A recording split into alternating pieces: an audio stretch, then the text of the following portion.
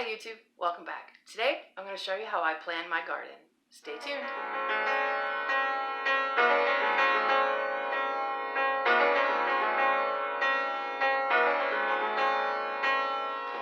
In general, I do a lot of things by just winging it.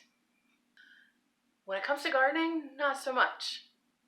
This will be my third year of gardening, so I like to be a little bit more prepared. Both of my previous years of gardening, I actually drew out every plant on a plan. Now that was pretty easy when I started with 2 small beds. Last year was a little more difficult, but I still drew out every plant. Now that doesn't mean that things didn't change as I went and actually planted in the garden, because it still did. And for the most part, I did stick to it. Now, when I planned last year's garden, I really wanted to try and confuse any insects and have it set up like a permaculture style. I had everything separated except the tomatoes that I had in the Florida weave. They had to be in a line to be able to use the Florida weave. But everything else I had spread all over and I was mixing it up. It's great on paper. In practice, it makes it much more difficult. So I'm not going to do that so much this year. I'm going to do more in small blocks. More like a 9 to 16 square foot area for each section. I'm still going to be meticulous about writing everything in and to scale, so I have my handy dandy graph paper to help me do that. Because it is time. I need to start some seeds. Both for timing to put in the garden and for my own personal soul. My soul needs to start some seeds. This is not my whole garden. That won't fit in one page.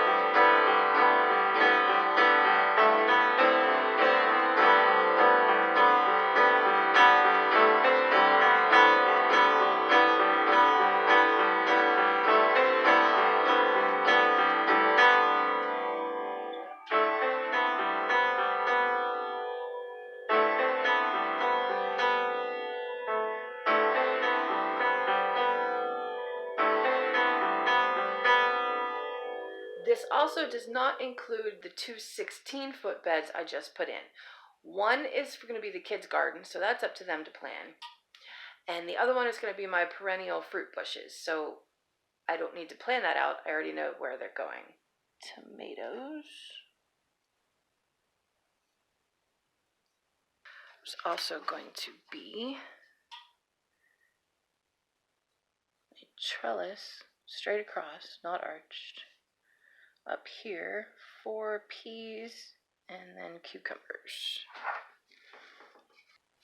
Sunflowers. 2 sunflowers. About 18 inches of space on each side. Tomato. These are going to be the cherries.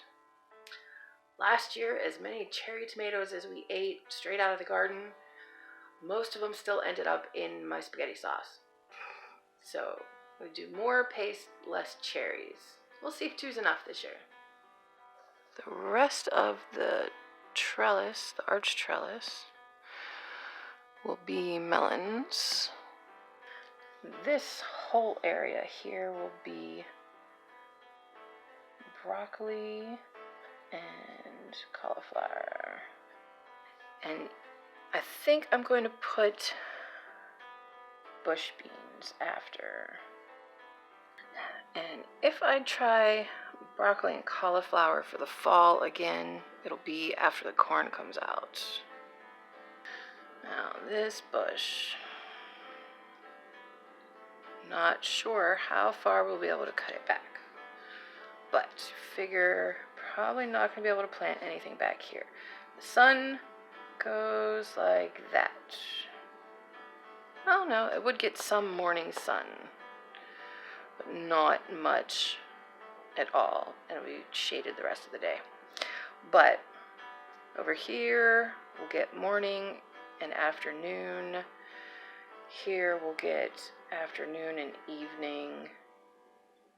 The zucchini I have doesn't get really big, or at least it hasn't. Maybe 2 zucchinis and 2 yellow. Butternut squash.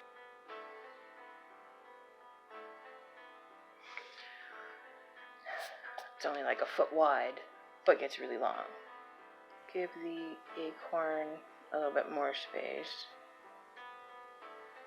Spaghetti squash. I was thinking of putting that one up one of the trellises, one of the little ones. It's just going to grow one of those. That does give me more space. I've got 4 tomatillos. Space to get in between there. Yeah, I've got cages for these that'll keep them contained. And we still have some space. Huckleberries.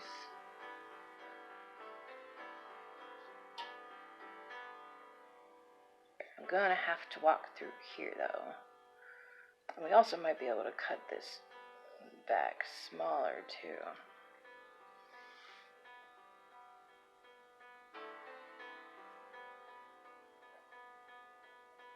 I'm not gonna grow anything here. Or here.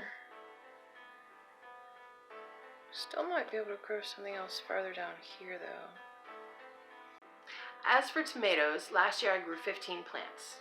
Now, I did get some sauce, ate a lot of fresh, but I need a lot more because we use a lot of tomato-based items. And I didn't even make things like ketchup or barbecue sauce. So I had an idea of doing 3 plantings of tomato. That way they're not all at the same time, because I had also filled my freezer. So it's not like I'm gonna be able to just freeze that much more tomatoes. I'm gonna have to make tomato sauce during summer. My idea was to have the first planting go in May in the block bed where they were last year. Then in the second planting, have them go in like beginning of June into the new 12-foot bed. And then have cold crops taking up the rest of the 12-foot bed, and that way when those come out, at least by the beginning of July, if not sooner, put the third round of tomatoes, the suckers, rooted suckers, and just make that all tomatoes, and this will be like the last bed producing, whereas the block beds will probably stop producing before that, depending on the variety. That way they're not all coming in at once, there's a lot more production. I could instead use the block bed for the first round and the last round, and put the second round in one of the new beds. But I also need to consider peppers. I want to put them all together, or at least mostly together, and I want to double my peppers this year and do about 40 plants. This is just sweet peppers. This is not including hot peppers, just sweets. I want to do about 40. Because I did like 20 and I didn't get all that many peppers. It was a rather cold summer, but the bells also, I love bell peppers, but they don't produce a lot. I got the King of the North pepper, which is supposed to be a really good producer in a cooler summer. We'll see. Not sure what this summer is going to bring. The 12-foot bed would hold all the pepper plants by itself with nothing else in it. Next to that is only an 8-foot bed, which would be 32. And I'm going to put them at a foot apart. So that would only be 32 plants. Unless I squeeze a few extra in there. I don't know. They like to be close together, like really crammed in there. But I also got a whole lot of medicinal herbs, which I would really love to put in one bed by themselves, because like half of them are perennials, if not more than half. And so I'd like them to be down by the other perennial bed. So I'm still deciding that, unless I split the peppers into like 2. This is why I haven't got this finished yet. Yeah, I want more of everything except green beans. Green beans was good. I had 13 of the 2 different purple potted green beans, and those produced plenty. We don't eat green beans that much, so that's plenty. Plus I had the runner beans. I'm also greatly expanding that. I'm giving it a 4-foot trellis, or if I want to split the trellis, because I also got Malabar spinach, which needs a trellis, I could split it between the spinach and the runner beans, or I could forget the noodle beans and grow spinach on that trellis. So many decisions. All right, let's start weeding down some of the other things. I do actually like the idea of putting cold crops here. The cold crops that I'm speaking of would be beets, cabbage, carrots, lettuce, and considering this bed is longer, also the regular spinach and even kale. I have a lot of area here. Now, this in the middle, because of the trellis, it's going to be hard to reach through the trellis to get into here. So this is just going to be zinnias. And that leaves me with all this space around. And peppers would grow, but it's not as clumped together as I really wanted. There will be beans going up the sunflowers as well, although not as many. 3 per sunflower was too much. I also got a second variety of sunflower. It's not as tall, so it's not going to be one for beans. So I'm going to have to find a place for that. Now this is a perennial bed, so this space I want to be more of the perennials. 1 rounded tomatoes here, but I also need to find space for celery. Celery would be good there, and I want a lot more onions. Be 225 onions. That would be good. I had like 105-ish last year.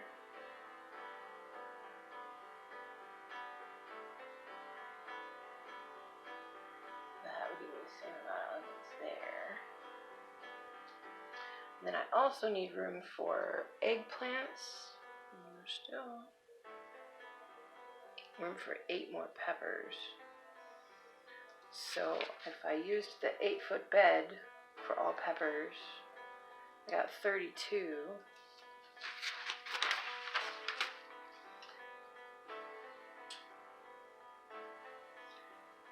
And then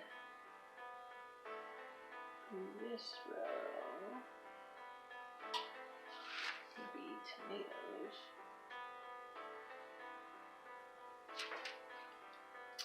That would leave all this space for the other herbs, medicinal herbs. And this will have some peppers. And maybe we'll move, because celery takes a long time.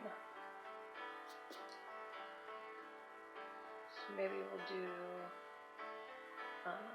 spinach and kale, and then celery.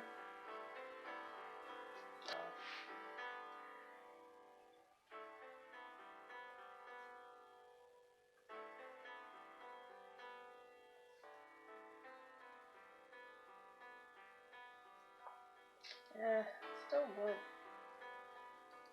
cold weather, more cold weather over here to put third round of tomatoes. Kale, cilantro, parsley. Parsley I grow all year though, so that would be over here. Or switch it with the celery. I think I'll switch it with the celery. And I think that's pretty much our plan. Now, this is a very perfectionist way to plan a garden. It is not the only way to plan a garden.